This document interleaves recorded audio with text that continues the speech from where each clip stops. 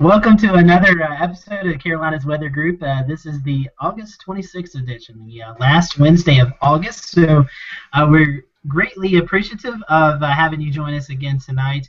And first of all, before we even start, I just want to send out our condolences to the WDBJ family up in Roanoke, Virginia. We had Brett Watts on a few months back, and Brett was very vocal on what a great group of people that he worked with up there in Roanoke, Virginia. So we pass our condolences and prayers to Allison Parker, Adam Ward, and the entire family at the news station for what has been taking place up there today. And I'm sure if you've watched any news, you've heard of the tragedy up there. So we just want to take the moment here at the top of the show and just send our condolences and prayers to all the folks up there in Roanoke.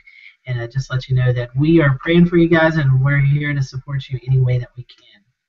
And so with that, we will transition to tonight's topic. We're going to have Chris Michaels on, who is a weekend meteorologist at WCYB.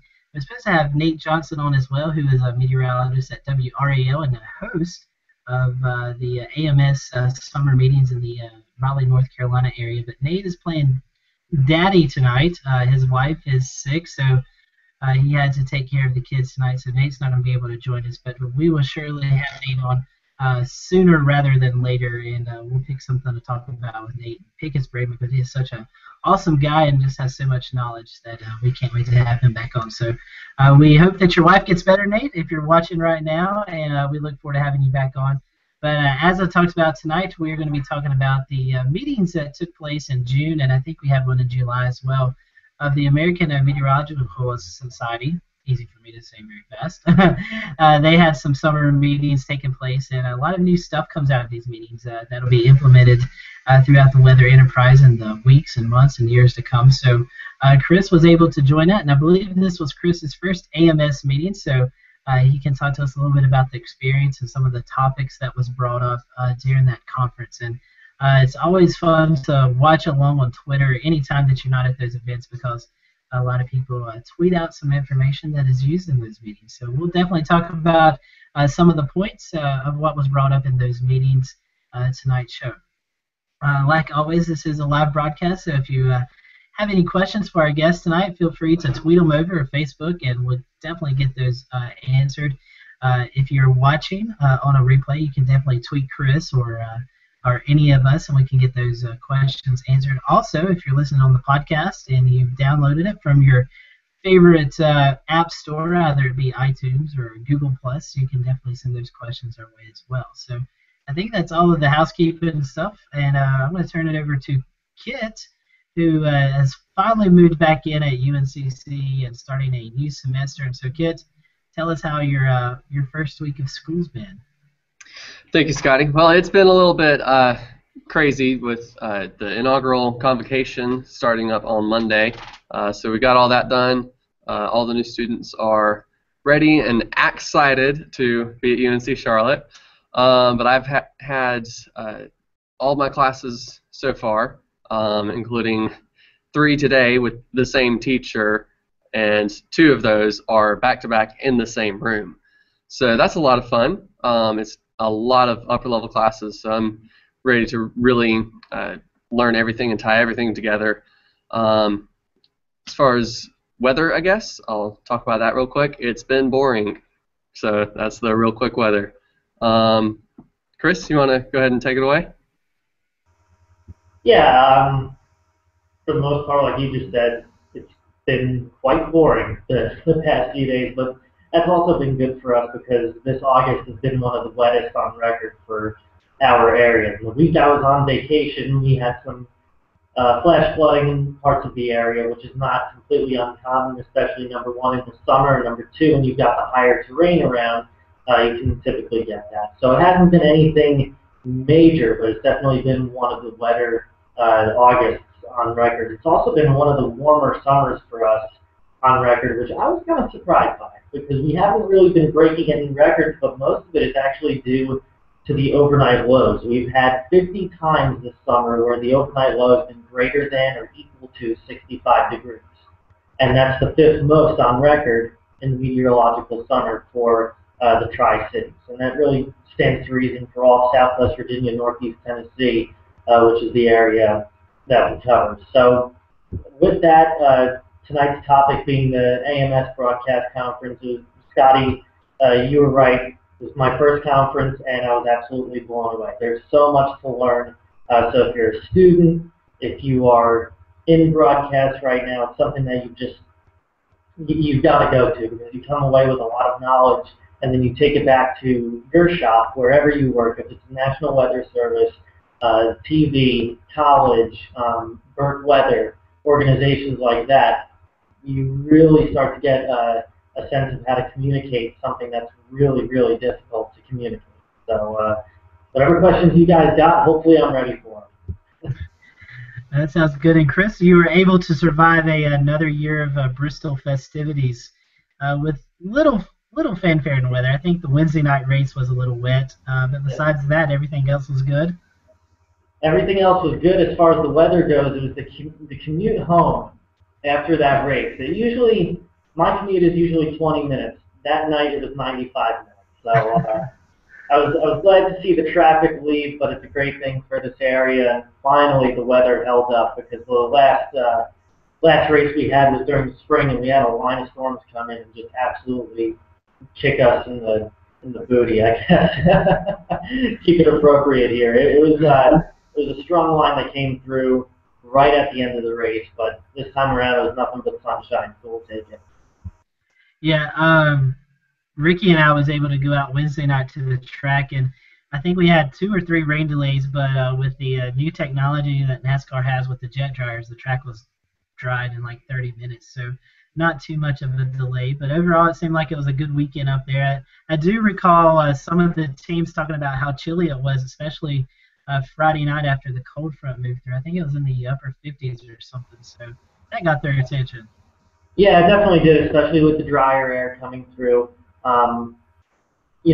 Kit was saying beforehand that he was loving the low humidity, and that's something we've had for the past few days, especially as that front came through, man. It's just, I was talking with our assignment manager, who does this segment every August called Off the Track. So he's always out there in an RV and talking with other campers. And he said the amount of campfires that were going on that one night, it was only in the 50s, which is not completely out of the normal.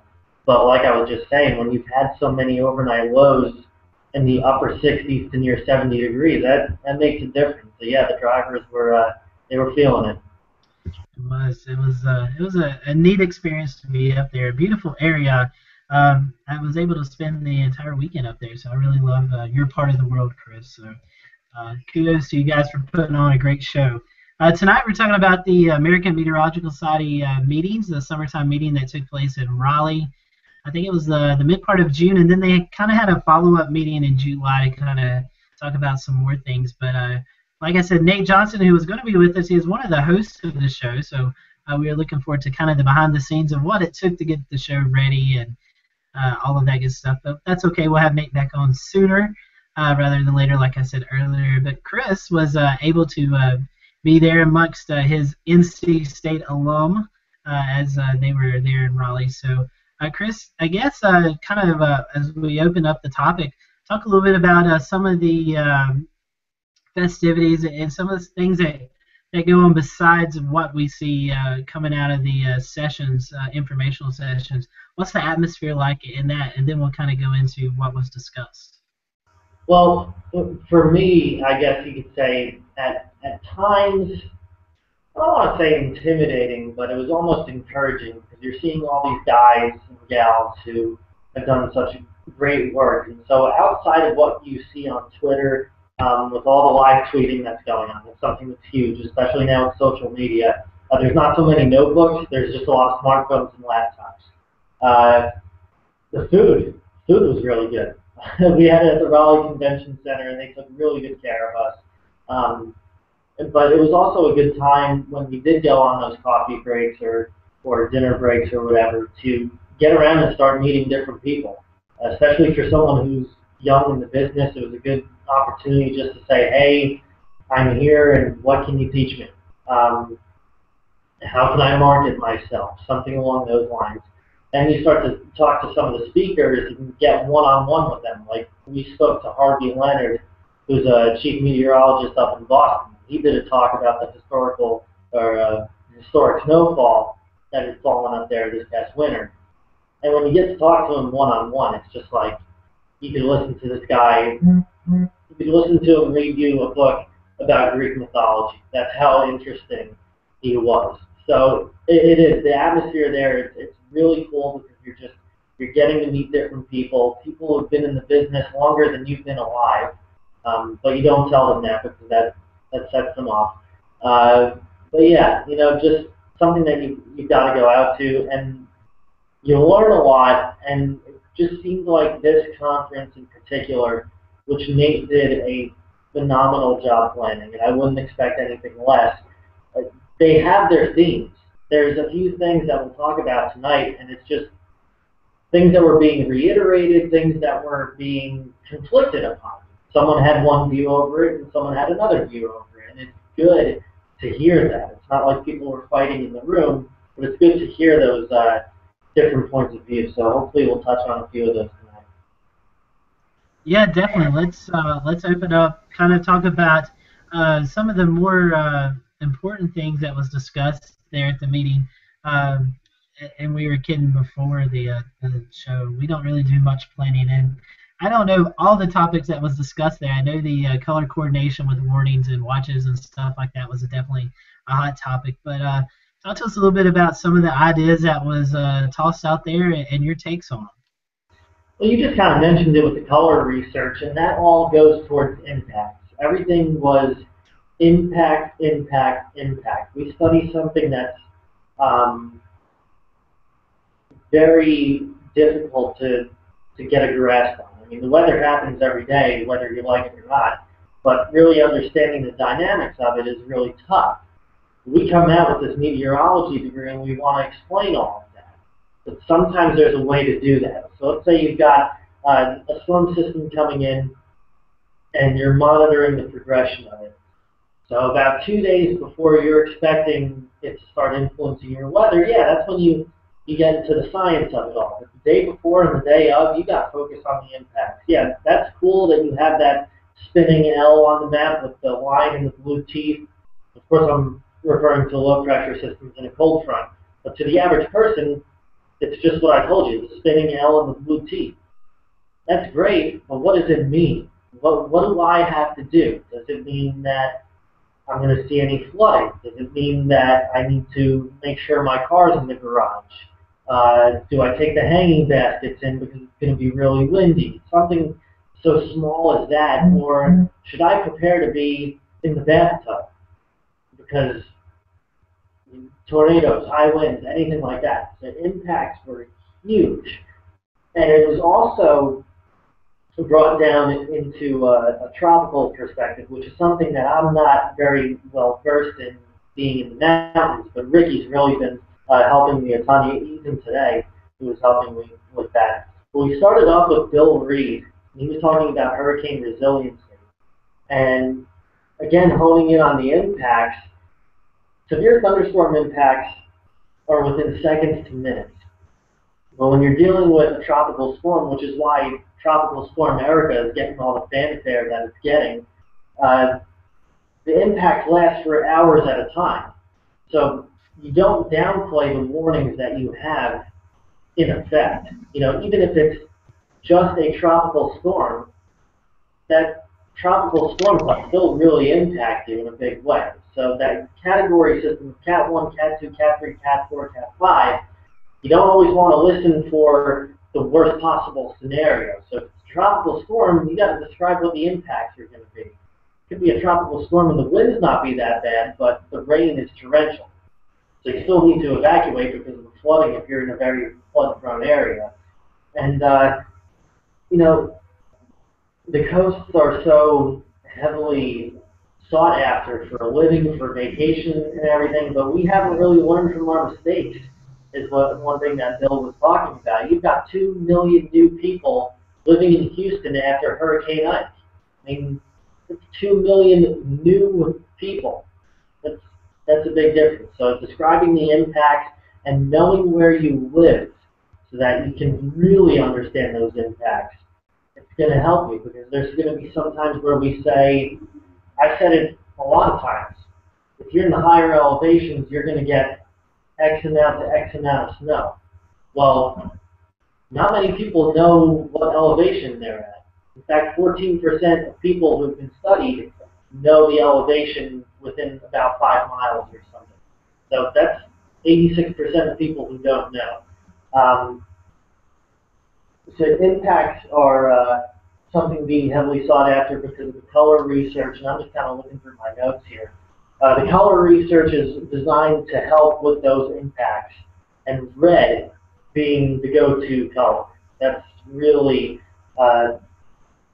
when you're trying to associate something with danger. But if you overuse it, then you start to desensitize the public to everything. If red's going to be used for everything, then what does it matter to me? I've already seen that, and it didn't pan out, so all of a sudden I start to ignore the forecast. Impact, impact, impact, making sure that every graphic is one thought per graphic. We really explain everything so that, yeah, you're not talking about something on a map for hours on end or minutes on end. You're really getting into the nitty-gritty with what that weather system that you know so much about is going to do to John and Jane Q. Public, as Michael McGill had referred to the public as. So, yeah, that's one of the main points is impact. If you guys want me to keep going, I can keep going. If not, if you got another question, then... Yeah, I was going to ask a few things. I know Kit has one as well. As we are talking about hurricane or tropical storm Erica right now, we had Hurricane Danny out there over the weekend. What was their thoughts? I mean, it has been a long time since any major area has been hit by a major hurricane. Now, we had a Superstorm Sandy that happened a couple of years ago, but as far as hurricane maybe hitting the Carolinas or Florida or over into the Gulf, did he have any thoughts on that, on preparation, on how the folks there may not be as prepared as once when hurricanes were more of a commonality out in the ocean? Yeah, you know, and that was one thing that I've been highlighting through my notes is that we remember the last thing that happened. But if it hasn't happened in a while, do you really remember it? And let's think about it. You go, you've got a certain task at work, and you go 2 months without doing that task. All of a sudden your boss comes to you and says, hey, do this. Do you know how to do it? Are you prepared to do it? Well, it's kind of the same thing. Are you prepared to handle a hurricane or a tropical storm when you haven't handled it in years? And it's a concern because there's 2 million new people who've moved to Houston, and you don't know where those people are coming from. They could be coming from South Dakota and have never dealt with a hurricane in their life. They can be moving from upstate New York near Buffalo, never having dealt with a hurricane in their life. They can tell you all about snow and how to deal with that, but they can't tell you how to deal with a hurricane. So they're really trying to find out for themselves. But that's where we come along and we crowdsource and we give them things to really grasp onto. We ask questions on social media. You don't necessarily tell people, here's what you do. You ask, what are you guys going to do? And then get the conversation started towards where you can answer and say, that's a good idea. Or, no, don't go playing out in the storm surge. Evacuate. Something along those lines. Because some people just don't know. And some people haven't dealt with these kinds of events in a long, long time. So you need to refresh people and not just remind them of what to do during or just before an event, but between events. Just say, hey, you know, by the way, the weather might be fair here today, but we are in tropical season, so here's something to keep in the back of your mind. Something along those lines. That's a great point. I actually just wrote that down. That's it's always good to ask those questions when the weather is good. I mean, because we're obviously not thinking about the worst case scenario. Ken, I know you were wanting to talk about flash flooding, so at that point. Yeah, Chris, like what you were saying with the 2 million new people in Houston and that area, they haven't experienced a hurricane. Well, a lot of urbanization has happened in cities like Houston and around Charlotte and around just the country. And flash flooding, I've heard a lot of people saying on just like interviews, oh, this area never gets a flood. I don't know what's happening. Oh, it's global warming. But a lot of times it's just there's been a lot more development, a lot more trees have been cut down, a lot more parking lots have been paved. So we've sort of seen a slight increase in the amount of flash flooding, and some people might associate that with more severe weather, when really it's just our impacts on the landscaping. There could be that, and it also could be just due to the fact that we've got social media now, and we can see the impacts of a storm. You know, I hear it from my grandma, my grandpa, and my nana, so both sides of the family. I hear, you know, I never remember seeing this much bad weather. Well, you also didn't have Facebook and Twitter when you were a kid. So, yeah, it could be very well, it could very well happen that there's a lot more going on. But it could also be the fact that we've got social media. As far as building and everything, there's one interesting point that Bill Reed had made, and I quoted it when he was saying it. He said, builders, realtors, lenders, and even insurance professionals don't understand flood risk, so why should the public? If the people in charge of all this urbanization don't understand it, how do you expect the 2 million new people who are moving to Houston to understand? And then he asked, actually he started off by asking, how many of you know the flood risk of your own homes? You've got meteorologists all sitting in the room. You've got emergency management people all sitting in a room. And about half of us in the room didn't know what the flood risk of our own homes was. And honestly, I don't know. So when you talk about flash flooding happening more often and urbanization happening more often, I don't want to say it's scary, but it's something definitely to think about. So I don't really know if the urbanization is allowing more flooding to happen, or if this is just all up to perception, you know? Right, exactly. One other thing, I know that we get it where we work at. We're a much smaller organization than what you handle, Chris. But you were speaking on it a little bit earlier, and the fact that people really don't know where they live. I believe I've sensed that there's a big uptick in a lot of people trying to focus on telling people where they live because they don't really know the difference. Well, this is the northwestern part of the county or the southern part. They just know their little local neighborhood. How important is that to communicate where these people live so the impacts, it could be a rain-snow mix or a freezing rain ice storm, you know, with elevation dependent, maybe 1,000 feet or 1,000 feet or so? One thing that Nate always taught me, because I was in his broadcast class, is that I'm drawing a blank on this. It was an important thing, and then all of a sudden I drew a blank on it. But, it was the first thing that you should do when you get to your new job is drive around. Drive around to different towns, and it's a long process, because I'm still going through this, where I'm going to drive through towns and then stop and take a note of something major in that town. So by telling people where something is, you don't just say the northwestern part of the county. You learn the town name. And if you can, with 100% accuracy and confidence, say, you know, we're seeing rotation along Highway 23 in Gate City, Virginia. And then all of a sudden you look down further into the radar scan, and guys like James Stanton just say, yeah, it's by the Wendy's on Highway something or other in Tuscaloosa. And it's amazing that he can do that with such accuracy, but you got to really get hyper local, because that's what TV consultants want, and ultimately that's what the people want. They want to know, okay, we say 2 to 4 inches of snow for this general area. Well, what about my town? Well, what about this part of this county? And so you really have to emphasize certain things like that, and it works, especially in severe weather events.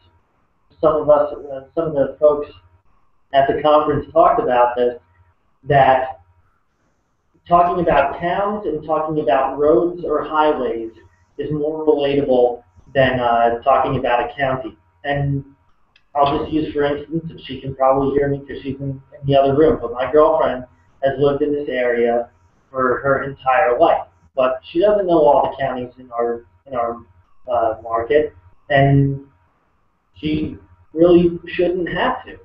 She's smart, I know that, but she knows towns, she knows roads. That's what we as people relate to. We don't relate to Buchanan County and Hawkins County and Unicoi County. We relate to Grundy and Rogersville and Unicoi or Irwin.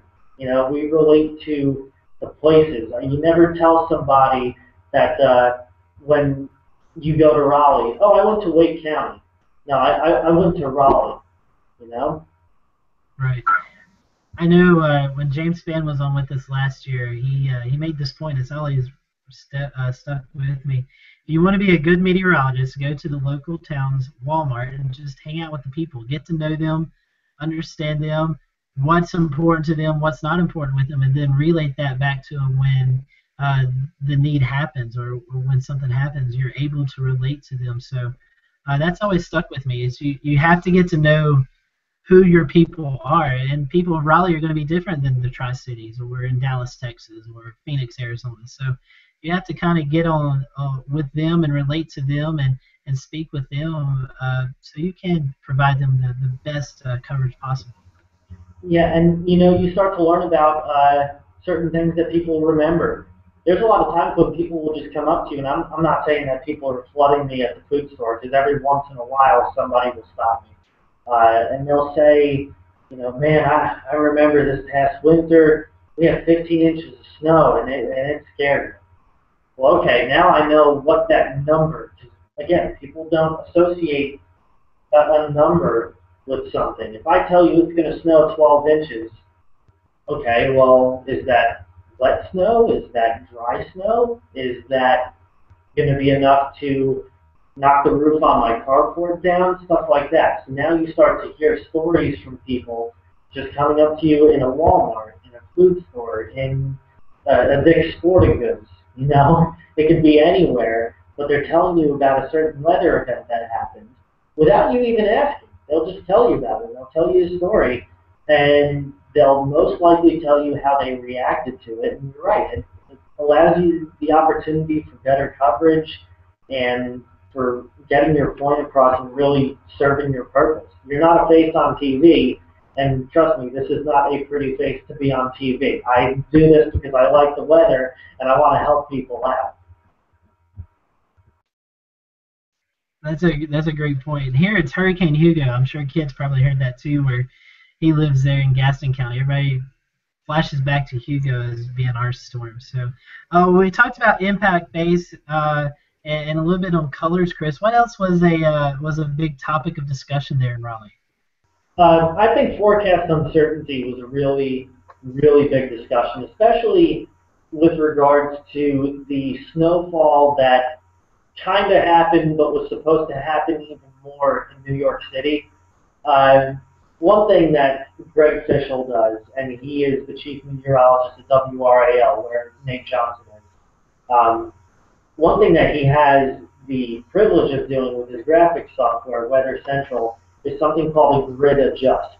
And you can adjust the model and skew it 25 miles to the west, and adjust the storm center maybe 50 miles towards the east, and kind of show how the snowfall totals change when we do that, or how the impacts change when we do that. So everything kind of gets brought back to the impact. But forecast uncertainty was a huge thing talked about. Even John Boyer, who's an NC State alumni, he's working in Tulsa, Oklahoma, and he said that when he surveyed people, he said, yeah, 91% associated red with danger. But he also asked them about uncertainty and said that there was no color for that. There's like 32% said blue and 28% said yellow, and then the rest of the 40% said some other kind of color. So it was really interesting to hear that. We're not really communicating uncertainty the way we do when we determine something. So let's see here. I told you guys about what Greg Fischel had done with the 25-mile shifting, but it also brought up another point of, when we have the hurricane forecasting, we have the cone of uncertainty that the National Hurricane Center puts out, and you see a lot on local media that will all share these maps of the National Hurricane Center forecast. So that's communicating the uncertainty. Then we have, with severe thunderstorms, we're communicating within a 25-mile radius. The winter storms, we're not doing that. We're not communicating any kind of uncertainty here. We're talking about this storm system that's going to be here. We determine it, but maybe we should be taking steps to make things more probability-based and showing how, honestly, it could happen this way or it could happen this way. And if it happens this way, here's what happens. And if it happens this way, here's what happens. So that was another thing with uncertainty that was talked about. But of course, there's a lot going on with ensemble forecasting. We all hear about high resolution, and we think, great, we can see closer and we can get more detailed forecasts. If it's deterministic, you're getting more high detailed errors. That's one thing that Greg Fischel said. You have a high resolution deterministic model, which means that you can see closer and it's determining something. Well, if it's wrong, and it's in better detail. But if you have an ensemble forecast like the spaghetti plots for a hurricane forecast, you can show how, these lines are really close together as the model goes out in time, so that means that we're really certain.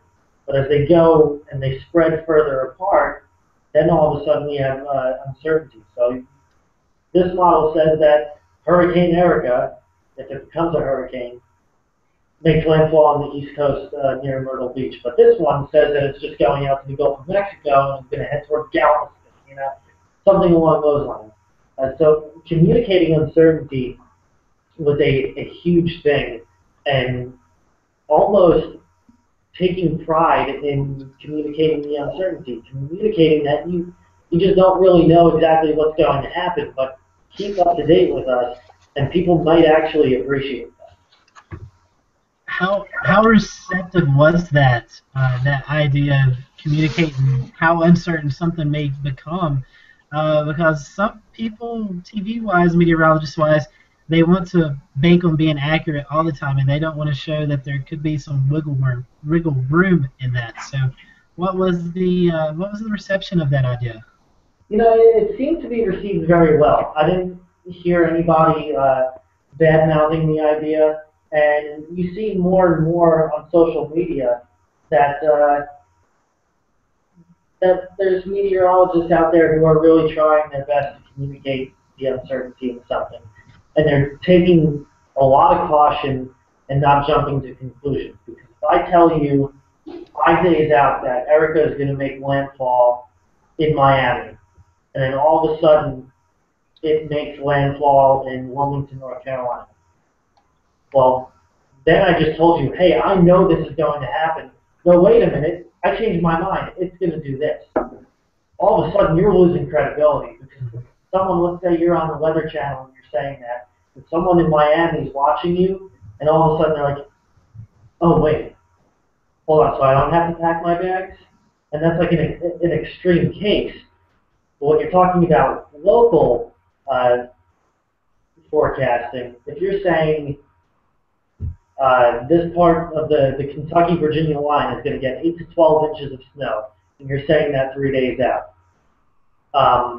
but then they receive like 2 or 3 inches.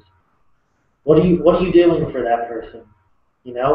Communicate that this storm system, we still don't know the full details because it hasn't even formed yet, but here's what this model is doing, here's what this model is doing, and we'll bring you updates as we get closer. And it seems like it's being received very well within the meteorology community, but also I think it'll be received well in just everyday viewers. I don't have the data to back that up, but I think it will be. And of course, you're always going to have those people who say that we don't know what we're doing, but we don't need that satisfaction, I guess. We just have to do our job and do it the right way. Right, right. Um, and I guess we're trying to, in the retrospect of things, trying to prevent as much of a true story and not hyping things up. And was that a topic of some discussion about how things are really being hyped up by some people and along those lines? Yes. That was actually the next thing that I was going to talk about, so you can read my mind. Desensitizing the public was one of those things that was talked about at the conference. It was a pretty good theme that was going on. In fact, I just mentioned a few minutes ago the name Michael Mogul, or McGill. I'm sorry if I'm mispronouncing his name, but he was saying that everything's the worst case scenario these days. You could have a slight risk of severe weather outlined by the Storm Prediction Center, but national media is ringing the bells and saying that 45 million people are in the path of the storm. Well, chances are 45 million people are not going to see the impact of that storm. So we have talked a lot about that, but also we go back to the color research and how that plays into impacts. If you're using the color red every time there's a run-of-the-mill thunderstorm going on, you're overusing it, and it desensitizes the public. It makes it seem worse than it is, because people will compare what's happening right now to something that happened in the past. So if someone has been through a blizzard or a winter storm in, let's say, Jonesville, Virginia, where they saw 22 inches of snow in one day this past year, that's bad for this area. That does not happen very often. But then I go talking about 1 to 2 inches, and I'm using this color red and talking about, this is going to impact however many people, then it's just not serving its purpose. So yeah, we have talked about desensitizing and what that does to the viewer and their perception with color research, with national media, and it's something that's really agreed upon by pretty much everybody that it's got to stop. But at the same time, don't risk good journalism.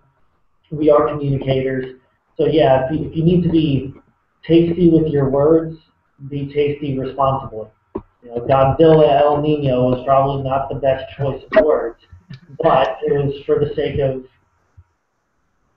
a catchy headline, which we all try to write. We all do it, but there's got to be better ways to do it. And using the fear factor of 45 million people in the path of the storm is just not good. And I was going to say, especially for you guys in broadcast media, you have to find something that catches the attention of your viewers, because you obviously want them to tune into your station. But then again, it's the fine line of we can't say anything too crazy because it cannot pan out. I mean, 45 million, like you said, aren't going to be affected by this, or there's not going to be 50 tornadoes. There maybe only be 2 or 3, but those could be strong. So it's a fine line there of how to balance getting that information out. Yeah, and make sure also not to discount what you guys do at Berg Weather. Is it broadcast? Is it WRAL, WCYB? Okay, no, it's not labeled as broadcast, but you guys are still serving the same purpose. You're equally as important as the guy or gal on TV. So a lot of this stuff pertains to UNCC weather or Berg weather. A lot of this stuff, I mean, you guys try and write the catchy headlines too. You want your people to be served the right way, and sometimes in the fight with social media, you've got to find the catchiest headline. And it's not necessarily, I mean, you want to be correct, but there's often that saying that the loudest voice wins. But the loudest voice also has to be doing it the right way. So it's a battle that we all fight. Broadcast, independent, university, you name it. We're all trying to get the message across to people. It's not because we like Facebook likes, it's because we like getting that message out there and serving a purpose. Yeah, so did you hear anything about maybe any different forecast tools that we're using nowadays that could help out in that uncertainty and communicating that? Yeah, real quickly, I want to touch on that. David Novak with Noah was talking about the progress, the challenges, the future directions in communicating uncertainty. And he did say that a high resolution ensemble model was coming in 2016, and he just ultimately said that's going to help us better communicate forecast uncertainty. Because again, as we spoke about before, for those of us who don't know what high resolution means, it just means pretty much closer detail, better detail. If you were doing high resolution deterministic, in some events you're just getting more detailed errors. But in high resolution ensemble, you're getting more detailed ranges. And that's good. We want that. Especially as we're trying to move into a direction of communicating our uncertainty. You can still show your expertise and be uncertain. You know, in fact, communicating that uncertainty, more times than not, I've seen it appreciated on social media. So if you have now a high resolution model that you can show off to people and that be accurate in communicating ranges, then that's a big thing. So David Novak was talking about that, and he actually said that the American public prefers a range forecast with respect to temperature rather than deterministic, which I thought was really interesting because we do that a lot here in the mountains. We have mountains, which are typically cooler, and valleys, which are typically warmer. So if I just go on air and say high of 83 today, and someone's sitting in Mountain City, Tennessee, and it's 75, they're thinking, well, that didn't work. But if you show a range of temperatures, then you're starting to work with something better. Or you show a map of different locations, and using that high resolution data, you can say highs mid to upper 70s in the mountains, valleys low to mid 80s. And all of a sudden, you are satisfying everybody. You're getting a more correct message across. So he did point to that a little bit. Let's see here. That was pretty much all that David Novak had to say. But to answer your question, yeah, there are strides being made in uncertainty forecasting and ensemble forecasting. It's pretty much just going to be the next generation of forecasting. Again, as Greg Fischel has spoken about quite a bit, he will tell you. And Chris, if I'm not mistaken, this is more kind of going into nowcasting. Was the GOES-R satellite? I believe that was maybe discussed a little bit at your AMS meeting. I know we're going to have Rob Eichler on next week talking about that. But did you guys get to talk a little bit about that and what that will have for us? Maybe we're going to see that thunderstorm develop a little bit more better on radar-wise and satellite-wise. That way we can alert the public. You know, it was talked about. Unfortunately, I missed that talk. So if you are talking to Rob Eicher, right? You said next week you'll be talking to him? Yes. Okay. He might be a better person to talk to about that because I'm pretty sure I missed that talk. Unfortunately, I wish I could have seen it, but there were 2 rooms going on, so I guess I missed out on that one. Way to go! I had it on my notes and you messed me up. Way to go, Chris. Just playing. But yeah, that's pretty cool to see. I love what you said about the temperature ranges, especially here where you guys are. Even in North Carolina for the Charlotte market, I mean, you have Charlotte setting at 92 degrees and Boone setting at 78. So it is a very wide variety there. So it's always good to make sure that you include everyone on those maps that you guys put out on your newscast. Yeah, that's just exactly it. Every DMA, every TV market has some kind of microclimate that you've got to deal with. And Charlotte's got it with the foothills, the mountains, and then downtown and uptown Charlotte. You've got it on the coast of North Carolina where closer to the coast or more inland, there's going to be different nuances going on. You've got it in a lot of areas. It's not just near the higher terrain, but giving that little bit of wiggle room, people actually appreciate it, and that's coming straight from David Novak. I guess I should unmute myself. Go ahead, Kit. I was just going to maybe ask one more question about the storm scale, like I pulled up some session topics from the meeting. That's what I've been sort of basing my stuff on. But what kind of storm scale observations and guidance did y'all talk about?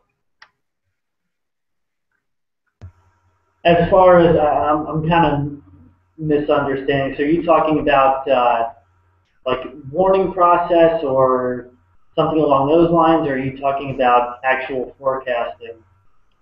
Yeah, it's sort of like forecasting for like storms that are severe, and on just like the smaller level forecasting for those warnings.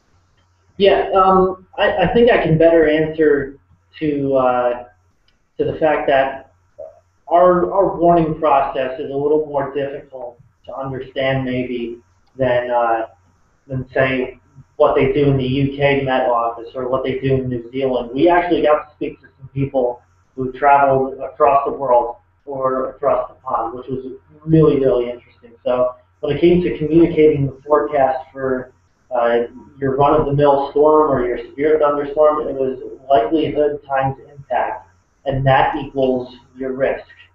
You know, or it might have been the other way around. I'm kind of shuffling through notes here, but it was, you had to talk about your risk, you had to talk about your impact, you had to talk about your likelihood of things going on, and then from there, better warn people and use it with something that's just easier to understand.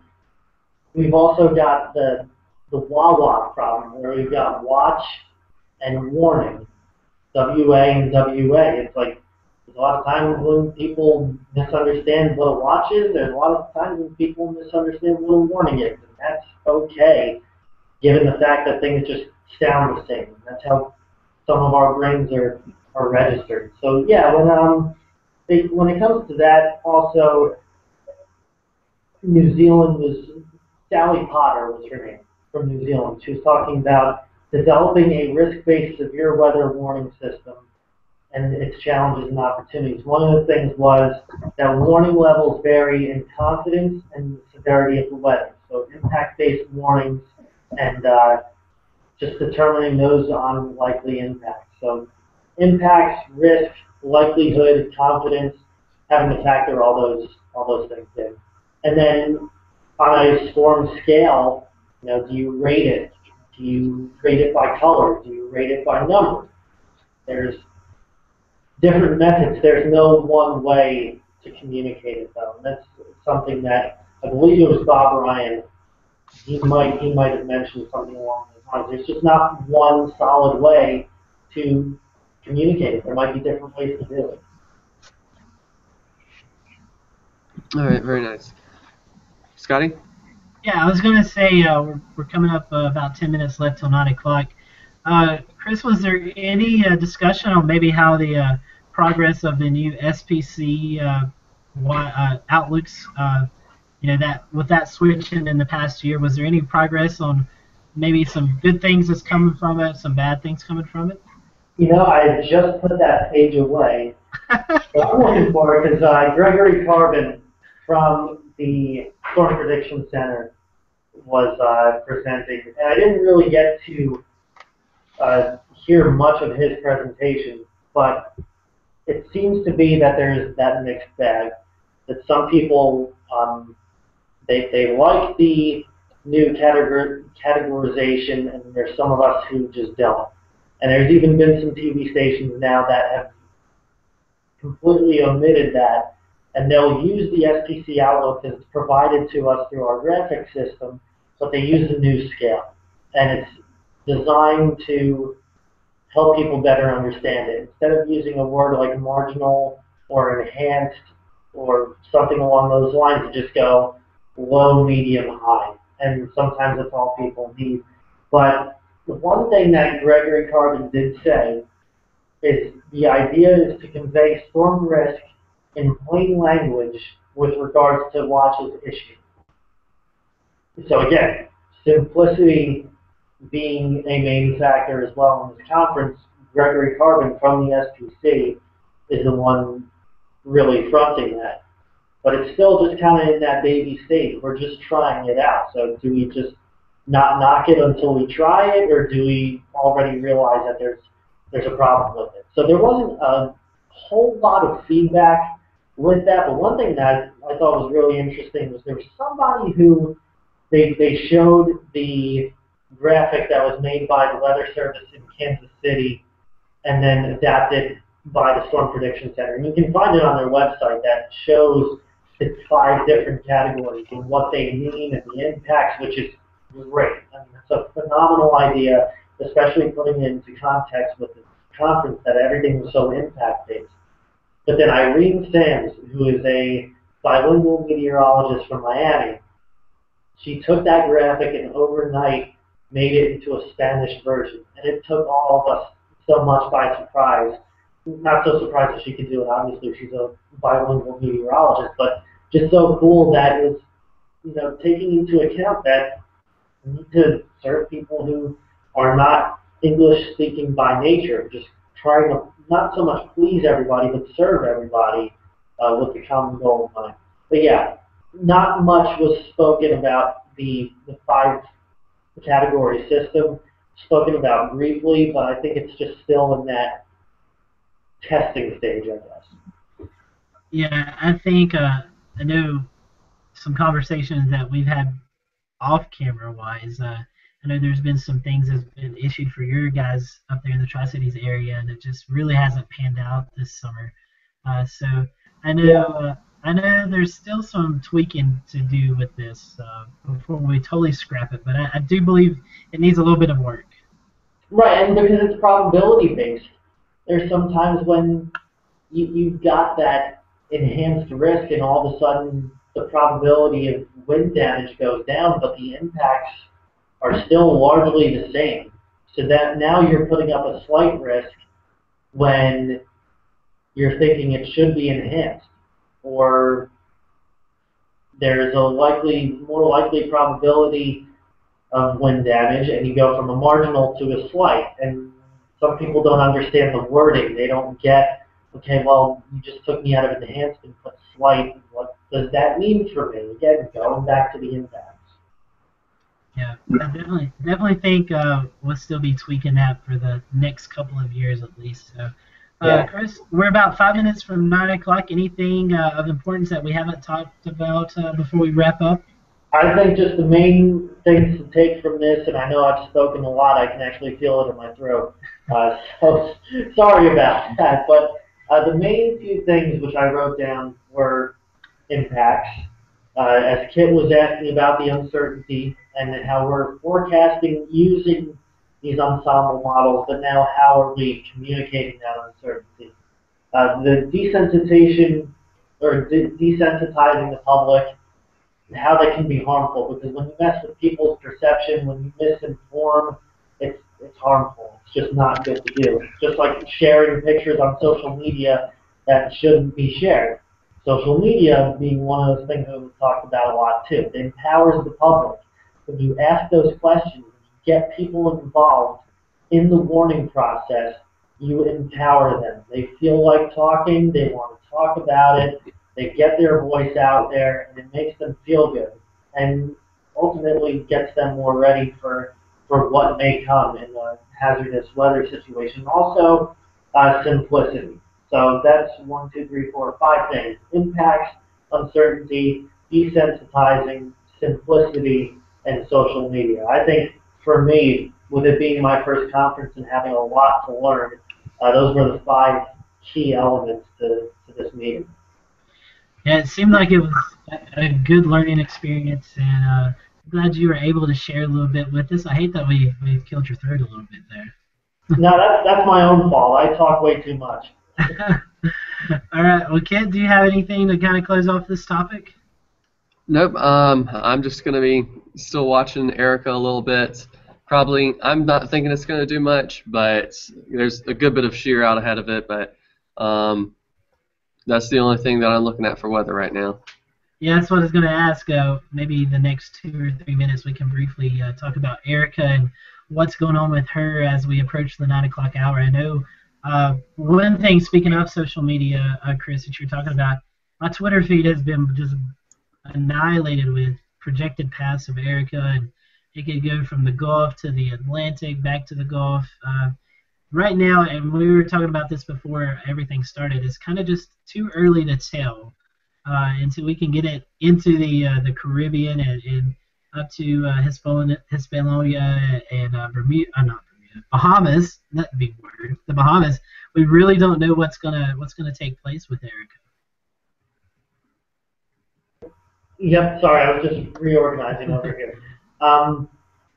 But you said it perfectly, and that's part of where the forecast uncertainty that we talked about comes into play. That, yeah, some of us want the answers right now, but if we can't give you that answer right now, come back and visit us, and we'll update you. And if we don't have it by tomorrow, then just wait another day, and maybe once it passes this certain zone, then give that people that reassurance. Like, okay, they're on top of it.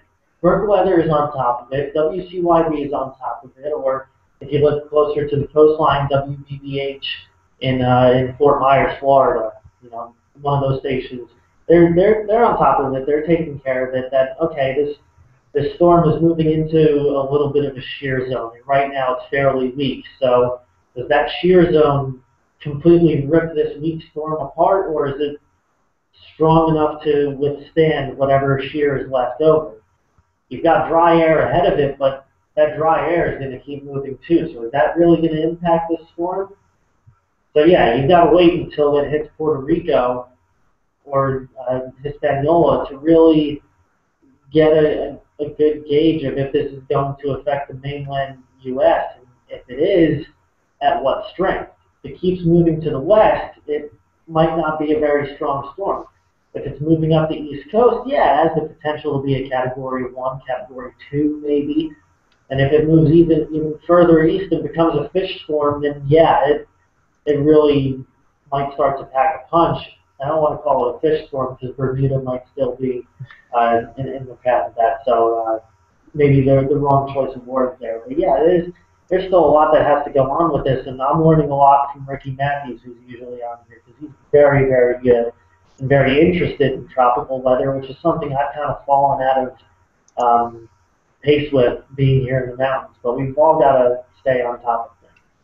Yeah, for the non-weather enthusiasts, it is going through a zone right now that's going to tell a lot about this storm. Does it, like you were talking about, Chris, does it get sheared apart? Does it maintain somewhat of integrity as it moves into much more suitable environment for it to strengthen a little bit? So, like you said, it's nothing to panic over right now. Don't cancel any vacations or plans or anything if you go from Florida to the North Carolina, Virginia coast. Just monitor it. Chris and his guys up at WCYB are monitoring it. We are as well. And as soon as we kind of get an idea, we were joking, it's kind of like predicting a snowstorm a week out. We just don't know what's going to happen right now. Yeah. So that's that. Kit, you want to kind of close off about Erica or anything else? No, just started taking a tropical meteorology course today, so saw a couple things about it. Like I said a moment ago, there's a little bit of shear ahead of it.